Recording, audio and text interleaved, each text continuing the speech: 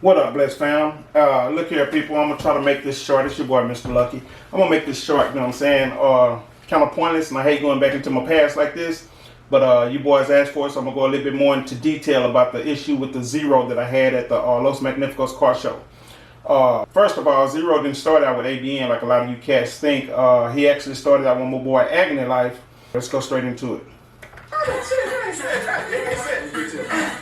Again, I don't like going into my past, but yeah, this is me and Agony Life right here, man, just messing around a little bit.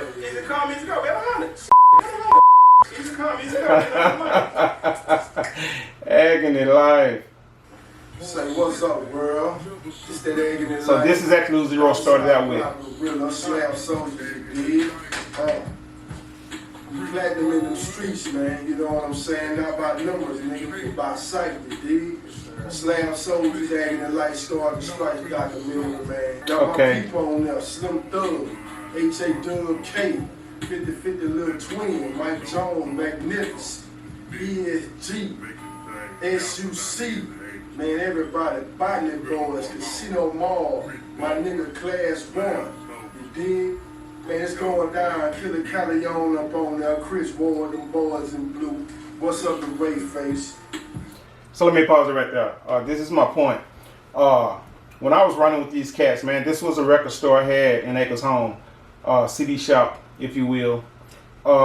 So what the deal was is I did the underground DVD Worldwide Representatives for the cats who really messed with me back then. You know what I'm saying? Like I say, I'm a Christian, so y'all gotta excuse a lot of this footage and foul language. My point of the me and Zero clashing heads, it wasn't to glorify any type of beef or trying to get clout off of that. I was just basically stating the man is who he is. Now, when I got with Agony Life on this interview, I told him, I said, man, I need you to link me up with your boy Zero, man, so we can do an interview. And he know me on both levels, you know what I'm saying, on a personal level and a private level.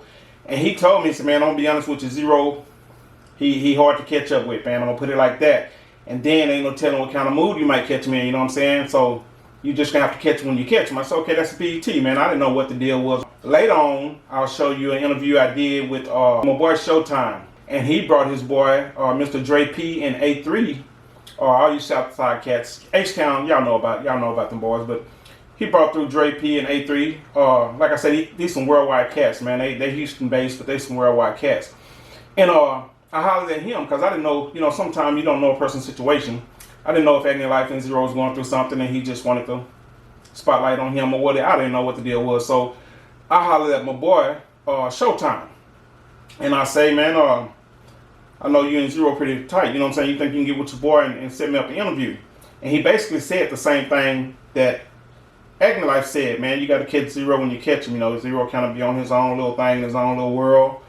Catch him at one moment, man, he might be snapping, going off. You catch him at another moment, he cool, laughing, joking, whatever. So it is what it is. So my point of the video that I posted about me and Zero bumping heads is when I ran across Zero, which is on the same DVD. That's the little clip you guys saw.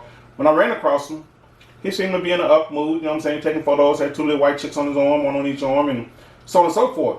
So at that time, if y'all familiar with my boy, he passed, rest in peace, to my boy Mr. Perfect, but he known around the north side. He was a cold rapper, man. But my boy Mr. Perfect was with me. That's who I went to the Los Magnificos car show with. So he happened to be recording at that time. He had my camera recording some footage when I stepped to Zero, and I came to him, you know, like a man. Hey, what's going on, Zero? What's good, man? I've been bumping you for a while, man. I got a stove in Acres Home, whatever. Just wondering if I can do a quick little interview with you. So he kind of squared off and he said, man, for lack of better terms, he said, don't F with me, I'm in my zone.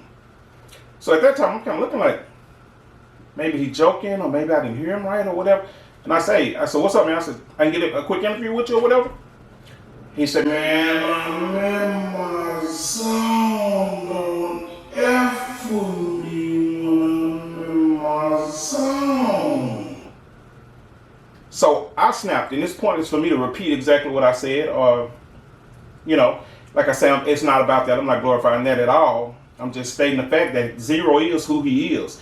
And for him to come to the point to where he is in life now, that a situation like what happened between him and Trey, who is basically his family, and his little brother Jayton, for him to make the decision of basically saying, I'm a grown man, I got stuff I'm working on, stuff I'm doing, man. I don't know exactly. I can't answer you. He was doing an interview with Isaiah Carrier, and as a man, he's being smart. You know, he'd be an idiot to, even if he had intentions of retaliating, he'd be an idiot to say it on national news. So he basically told him like a grown man would, man. At this point, I can't answer that question. I can't tell you how I'm gonna handle this situation or whatever. But as a man, you tell me, what would you do? So my point of my little short I put out there wasn't clout chasing, nothing like that. Just telling you, Zero has changed. He's become a man, because at that point, like I say, on a professional level, if somebody come to you and they give their credentials and they let you know they want to do an interview, that's not the way you handled it. And we both was young at that time. This was at the Los Magnificos car show years ago. So like I say, he snapped and I snapped, and at that point it could have went bad. I mean, I was raised in the streets of Oak Cliff, man. I don't allow disrespect. Even as a Christian, man, I walk away from a lot of situations, but at the same time, I'm still a man at the end of the day. So when he snapped and I snapped, that could have went either way. So when I said what I said, he kind of walked off to continue with his autograph signing and the photo taking and stuff like that. But me being who I am, I was trying to antagonize him a little bit into a confrontation. Which again, as a youngster, man, you do stupid stuff like that, not knowing how it could end up. I'm there basically by myself. He probably had the whole ABN crew. They could have jumped me outside. They could have pulled strap. Ain't no telling how it could have went. But my point of that video, man, had nothing to do with glorifying violence or anything like that. Just basically saying, I've had my run-in with Zero. So for people who know me personally, that's basically who I was talking to. And a lot of people came in the comments and, hey, what's up with this right here? What is this about? I don't get it. It wasn't about that, man. It had nothing to do with that. I'm just basically saying, me being who I am and never meeting him prior to that, didn't really know. And I just happened, I guess, catch him at the wrong time. But, man, what my point is, we're going to get back to the video, man. I'm chopping up with my boy Agony Life, man. That's what I'm about. That's what this DVD was supposed to be about. I'm on that first all freestyle boss all outlaw. By the way, shout out to my boy Agony Life, man. That boy probably one of the hardest grinding underground artists I've hung with ever. I mean, anywhere you go, you're gonna see him. I got to give it to my boy AD. They loved AD in Dallas, man. My hometown. They loved AD. But as far as on the streets, man, Agony Life probably one of the hardest grinders I've ever met. But again, like I told you, my closest partner was Magno. Magno was one of the realest ones, in my opinion. We talk like we grew up together, man. When Magno come through, we hang out like family, man. So we're gonna move on to the video, man. Now, next coming up, this is where I actually went to hook up with DJ Ron C and Chameleonaire and his clique, the whole Color Changing clique back at this time. And this is a little footage from that, man. This is me at the Color Changing clique spot. About me, I swear to your dog, I'm a G. You a C, drill 1, 2, 3. Niggas free, no pride.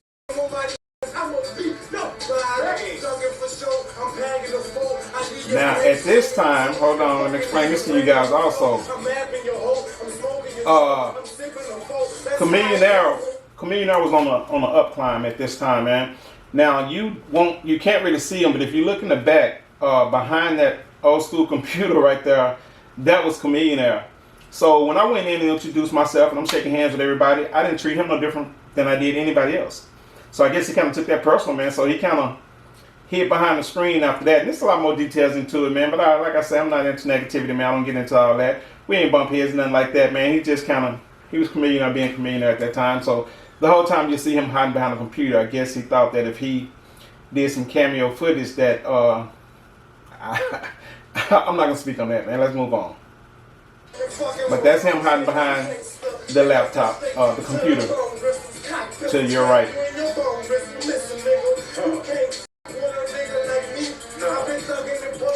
Now my boy Mr. Kayla back on the back behind Ron C. You see Mr. Kayla on the right hand side, and to the left of him is Cool Rob. Now I know for a fact we lost Mr. Kayla, rest in peace Big Kayla, and I heard that Cool Rod also passed, but I don't want to speak nothing into existence that ain't true, but I heard Cool Rod passed.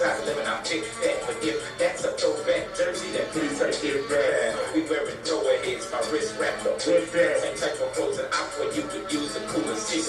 that's Chameleon there in the booth, man. Y'all getting exclusive footage, man. Like I say, I got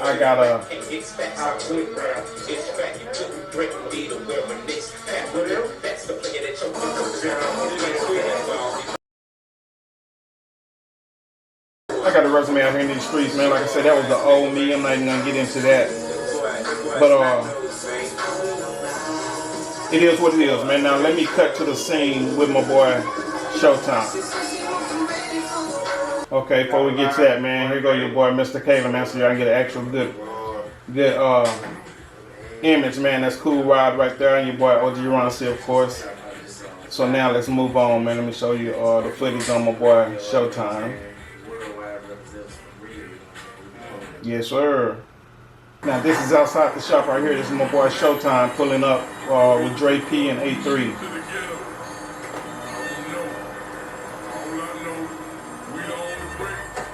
Just trying to let you boys know, man. So in case y'all think I'm clout chasing with the little short that I did, man, it has nothing to do with that, man. I'm just letting you know sometimes you gotta go from being a boy to a man, point blank period. What's the deal, baby?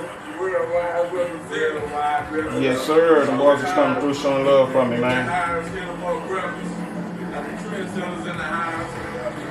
We had a blast sitting here, man. Let me go through some of this footage. On the flip phone, man. On the 8, 3, 2, 7, 5, 8.